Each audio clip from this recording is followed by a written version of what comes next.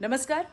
प्रधानमंत्री नरेंद्र मोदीजी यांच्या नेतृत्वाखालील केंद्र सरकार आणि केंद्रीय मंत्री अश्विनी वैष्णव यांनी ऑनलाईन गेमिंगच्या आडून सुरू असलेल्या या धोकादायक प्रवाहावर जो वज्रप्रहार केलाय त्यासाठी सर्वप्रथम मी त्यांचं मनपूर्वक असा आभार मानते.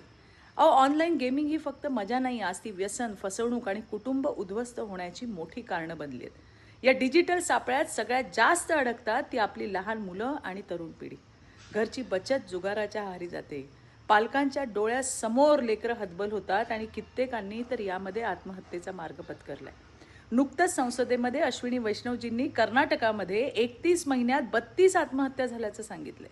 हे आकडे फक्त आकडे नाहीत, ही कुटुंब उद्ध्वस्त झाली आहेत. गाझियाबादमध्ये ऑनलाईन गेमिंगच्या माध्यमातून धर्मांतर आणि जिहादी विचारसरणी पसरवली जात असल्याचं सत्य आता उघड झालंय.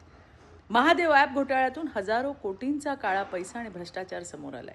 अशा परिस्थितीत हे विधायक म्हणजे आपल्या मुलांच्या भविष्यासाठी दिलेलं अभेद्य असं कवच आहे. यात मनी गेम्सवर पूर्ण बंदी, कठोर दंड, आर्थिक व्यवहारांवर नियंत्रण आणि मुलांचं रक्षण करण्यासाठी स्वतंत्र प्राधिकरण या सर्व तरतुदींमुळे आपल्या समाजात मोठा बदल घडणार आहे. त्याचबरोबरीने ई स्पोर्ट्स आणि शैक्षणिक गेमिंगला कायदेशीर मान्यता मिळणं ही सुद्धा एक ऐतिहासिक बाब आहे. कौशल्य, स्पर्धात्मकता आणि ज्ञान वाढवणाऱ्या खेळांना प्रोत्साहन देताना आयुष्याचा खेळ खंडोबा करणाऱ्या मनी गेम्सवरती कठोर कारवाई म्हणजेच मोदी सरकारने केलेला वज्रप्रहार आहे.